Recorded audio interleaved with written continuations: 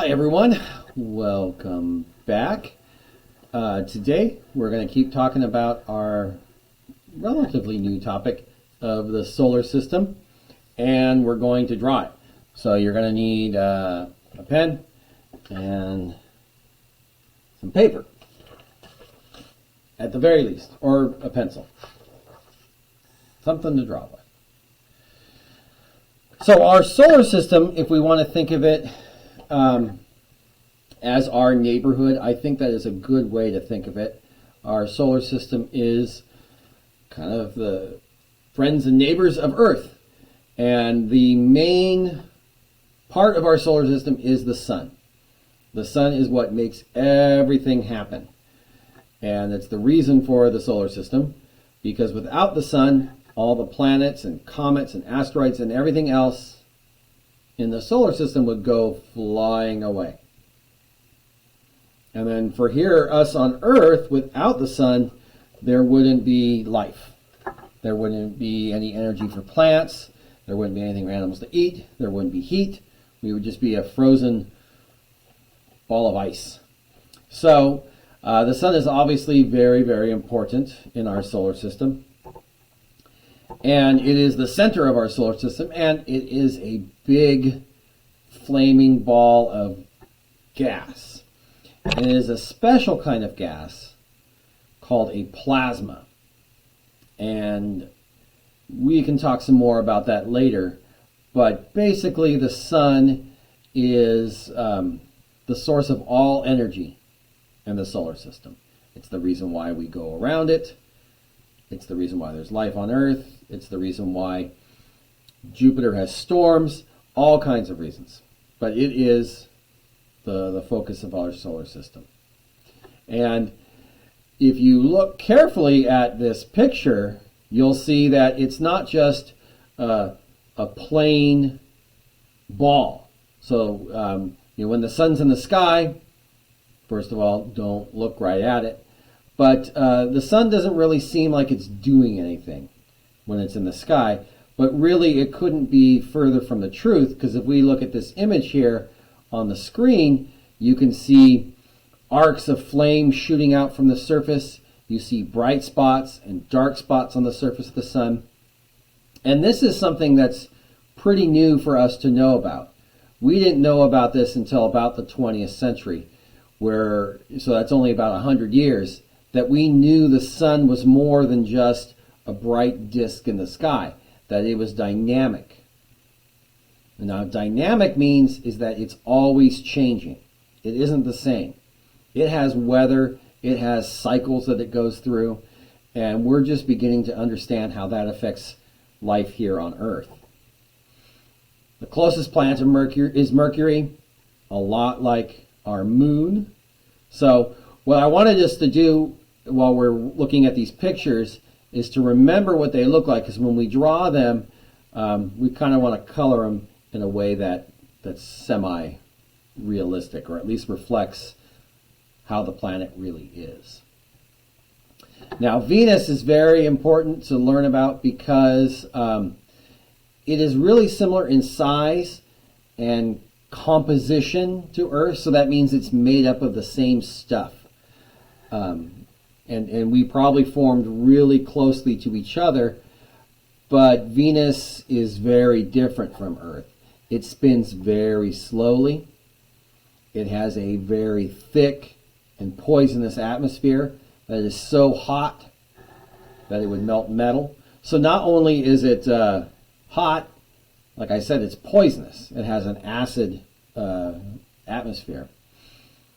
Earth, I like it a lot. It's a good place to live. Mars might be a place that people live. And if you look really carefully at this picture, you'll see that there's a pretty big difference between the top part of Mars and the lower part of Mars. The top part of Mars looks pretty smooth. And that is because we think it's a whole lot newer, that it is a fresher sort of crust. The bottom part of Mars is a lot older. And the reason why we think that is because it's covered in these ancient craters. because when the solar system was forming, there was a lot of leftover material that fell on all of the planets. So if we go back and look at Mercury, we can see the same thing. And we see the same thing on the moon, that it's covered in craters. And craters are marks left when something hits that planet. So Earth, not a lot of craters. Venus appears to have craters, but those are actually volcanoes. So if we look and you see these kind of dark spots on the surface of Venus, they are not craters. They are huge volcanoes all along the surface of Venus. So Venus is very active in that way. But Mars, down here in the southern part, or the lower part of Mars, there is still quite a bit of craters. You'll see a few here and there in other parts of Mars, but really nothing like that lower part. And again, if you look carefully at the picture on the bottom, the South Pole, and then to some extent the North Pole, you can see white. And some of that white is good news for us, because we think it is water ice. Some of it, though, is something else called dry ice, which is frozen carbon dioxide that is super, super cold. And again, we see another planet with craters. That's Ceres, or Ceres, excuse me. And it is, it doesn't have an atmosphere to get rid of those craters, just like Earth does. But again, if we look at it carefully, Ceres is a pretty small object. It is about a sixth the size of our moon, so it's a lot smaller than our moon. And it isn't a perfect circle. And that's because smaller objects have a hard time making themselves into a circle. And Ceres is kind of egg-shaped. Or maybe like if you've ever seen a rugby ball. Now, Jupiter is the king of all the planets. Just like how the sun dominates the whole solar system in terms of size, Jupiter is the same way with the planets. If we took all of the other planets and added them up and squished them into one big planet, they would still be a lot smaller than Jupiter. And you can see here the great red eye, or the storm on Jupiter. That's been going for almost 500 years. And it is 3 times the size of Earth. And it has changed a little bit over the years that we've been observing it, but it's still going. And it is very impressive. And Saturn is pretty recognizable with those fantastic rings. And again, it might be a little hard to see on your screen, but my big giant screen that I have, you can see these little dots, and those are moons. And both Saturn and Jupiter have a lot of moons. They're kind of like a solar system into themselves. They have their own moons and interactions with those moons that happen. And we'll talk more about that later on. And Uranus, we don't know a lot about Uranus. We've only just kind of flown past it and taken pictures as we've gone by. We've done some observations using telescopes, or very powerful telescopes. And one thing we do know is that it turns on its side. So it rotates like this. All the other planets spin like a top, like this, as they go around the sun. So one pole is always kind of facing the sun as it goes around. And really, scientists really do want to understand a whole lot more about it and how it formed. One thing they think is that it was hit by a very, very large object, and that's what kind of knocked it on its side. And then we have Neptune.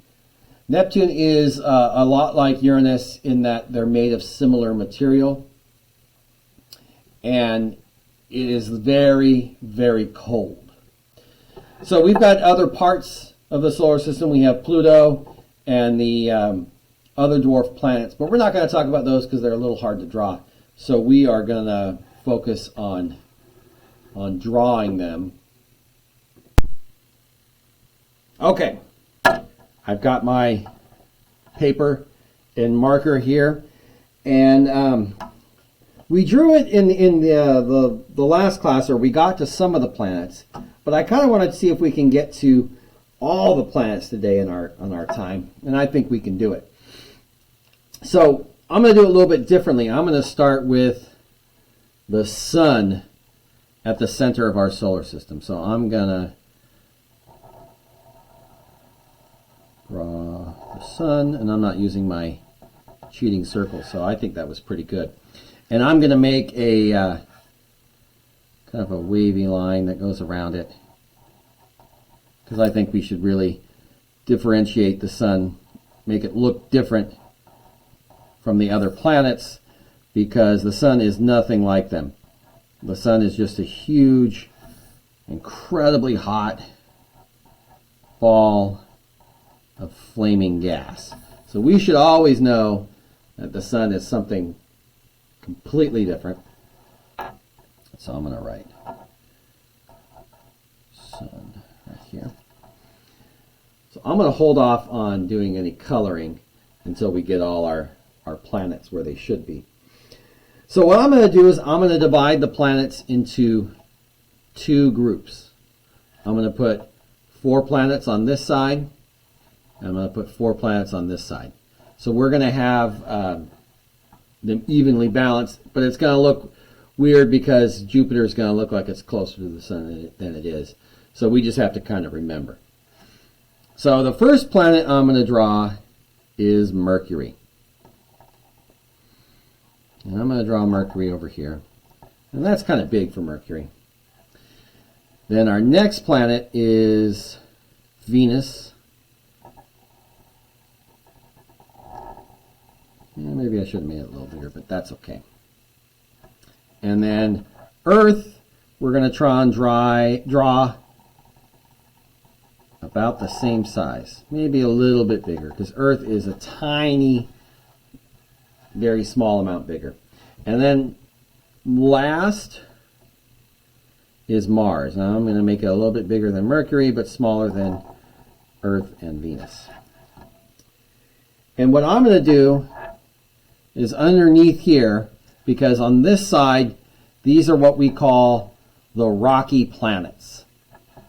So that means that these planets all have a rocky surface that we could land on. So if one day we are astronauts and we decide to go to another planet, if we go to these other 3 planets, so Mercury, Venus, and Mars, we would have something to land on.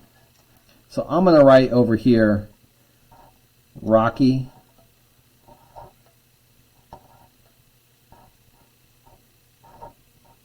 planets.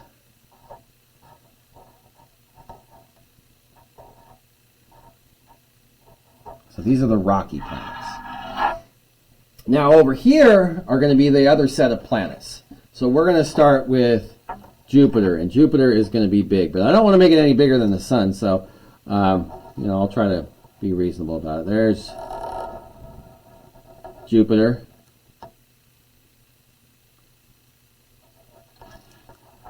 Not my best circle. And I'm realizing I'm going to run out of space. So I'm going to put it in over here, kind of in a line. So I'm going to imagine it's over here. And I'm going to put Saturn over here. And I'm going to draw Saturn's rings. But I'm going to put them at an angle so it looks kind of cool. So there's Saturn. And then we have, we'll space it out a little bit. We'll do Uranus, which is a little bit smaller than Saturn. And then Neptune is the smallest of all these planets out here. And then on this side, I'm going to write gas giants.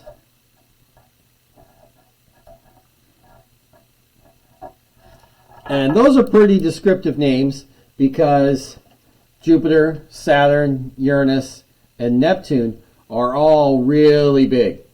They are much, much, much larger than any of the rocky planets. Even though we kind of drew them similar sizes, the gas giants are huge. For instance, the red spot on Jupiter could swallow 3 whole Earths. And the reason why we call them gas is that is what they are mostly made out of. Now, we are not sure exactly what's at the very middle of Jupiter or Saturn or Uranus or Neptune. We don't know. There's some guesses. But it's not like the surface of Earth. Mostly they're made up of gas. So Jupiter and Saturn are made up of gases called helium and hydrogen. Helium is that gas, if you've ever had a balloon for your birthday, that makes it float. That's mostly that's one of the gases that Jupiter is made out of. And then Uranus and Neptune are made out of gases like ammonia and methane. So let's go ahead and write the names. So I'm going to write Mercury, and then Venus, and then Earth, and then Mars. All right. And then we're going to label these. Let's see, I think I'll put it over here. Jupiter,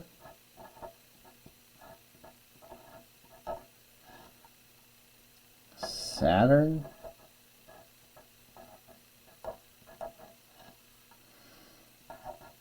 Uranus, and then Neptune. And you might be wondering, where did all of these names come from? And all of these names are the names of Roman gods.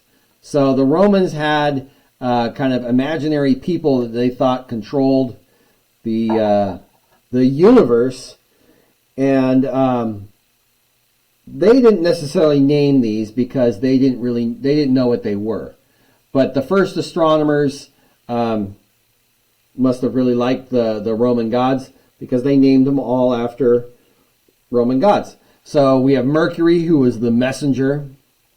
We have Venus, the goddess of love. Earth is not named after a Roman god. It's just kind of the name that we've established for our planet. But Mars is the Roman god of war, and that's why it's red. People think it was blood or something. And then Jupiter is the head god. And then Uranus was Jupiter's father. Saturn was somehow related to them. And then Neptune was like the god of the underworld. So let's go ahead and color these. I'm going to start with the sun. And because our sun actually is yellow, if you got in a spaceship and flew away from the sun really, really far and looked back to the point that the sun wasn't bright anymore, you would still see it as a star in the sky, but it'd be nice and bright and yellow. Now, if you went far enough away, it would just look white. But I don't think anyone's going that far away anytime soon.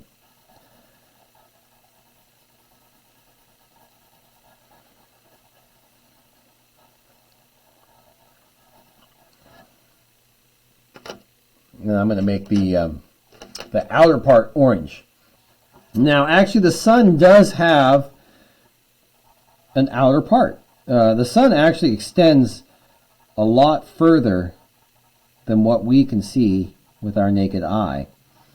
And actually, this outer part of the sun is much hotter than the surface of the sun.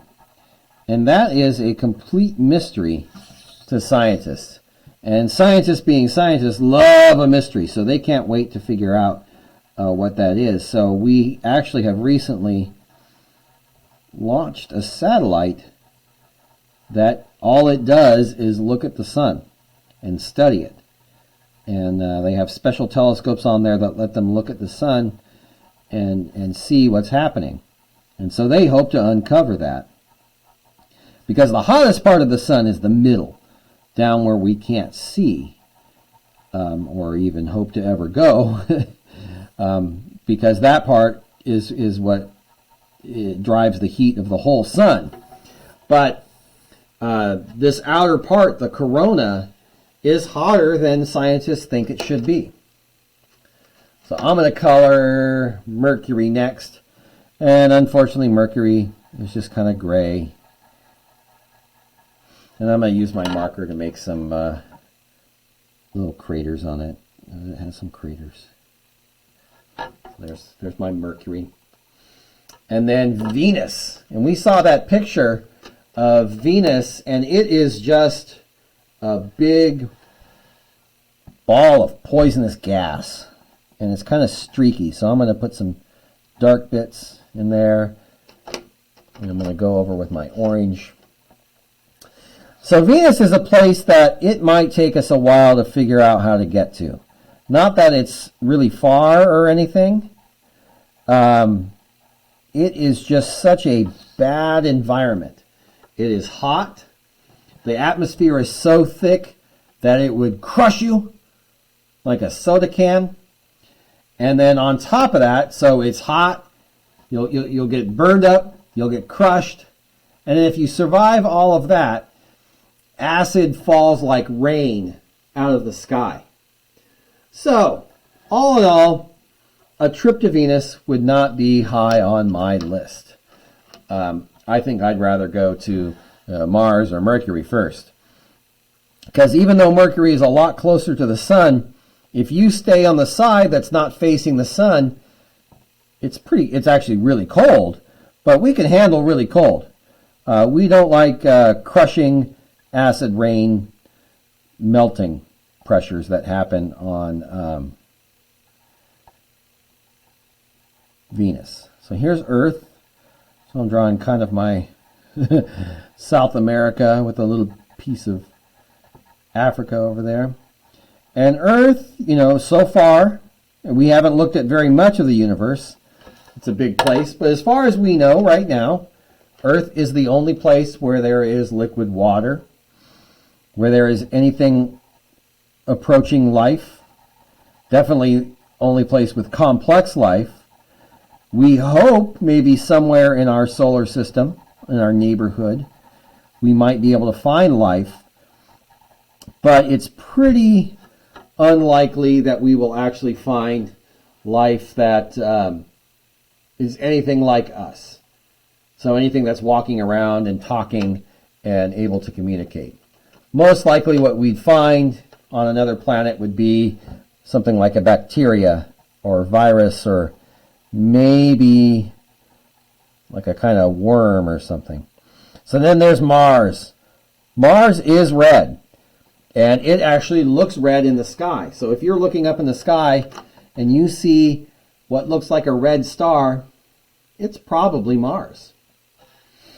All right, let's do Jupiter. Jupiter is kind of interesting because if you remember back to the picture, it has what they call bands.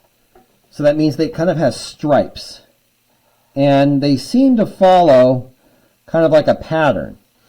And some of the bands go one way around the planet, and some of the bands go another way around the planet. But they seem to be the same regardless of where you are. Or they seem to be the same north and south. So it's almost like you cut the planet in half, and it's a mirror. So it's a very interesting place. And in our next classes, we're going to be talking a lot about the gas giants. Because, as I said, they have almost like their own little solar systems. So Jupiter has 4 really big moons. And they were discovered hundreds of years ago by a man named Galileo using some of the first telescopes available to Europeans. And he could see the moons. And then obviously on Jupiter I'm going to have to put the big red spot on there. And that's not exactly where it is, but... And then we've since discovered that Jupiter has a very faint ring around it. So I'm going to put a very faint ring. And actually all of these planets have rings. So Uranus and Neptune also have really, really fine rings around them. But nothing like our good friend Saturn. Saturn is definitely on its own in terms of having cool rings around it. And Saturn and Jupiter are kind of similar colors because they're made of similar materials. And the rings really aren't any color, but I'm going to use some orange here. And the rings of Saturn are mostly made up of ice and rock. So we've got Uranus that spins on its side. So I'm going to try and do some light and dark bands that are going up and down. So I'll make some darker streaks here. Push really hard. Yeah. There we go.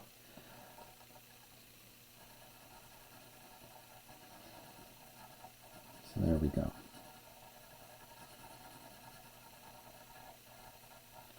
And again, like I said, we don't know a whole lot about Uranus and Neptune. We flew past them, about 30 years ago and took some pictures, but we really haven't studied them in the same way we have like Jupiter or Saturn or the rocky planets, which are a lot easier to study. And then there's Neptune. And Neptune is really cold, partly because it is so very far away from the sun, and partly because there's some interactions happening on Neptune that we don't really understand. And again, kind of like the way that the sun is hotter on the edge than it is on the surface. There's something happening to cool Neptune down that we don't really understand. And if we looked at that picture of Neptune, it kind of had its own little storm on it. They have the great black spot, I imagine they call it. I'm not sure what they do call it. But those are our 8 planets. So next class, we're really going to focus particularly on Jupiter and Saturn. And then we'll go out to our 2 outer friends in the gas giant family and talk a little bit more about them. But like I said, they're kind of their own solar system. Ooh, that's a close-up. So I hope you guys have a good rest of your week, and I will see you again on Friday, and we're going to talk more about the gas giants Jupiter and Saturn. So I hope you guys have a good week, and until I see you again,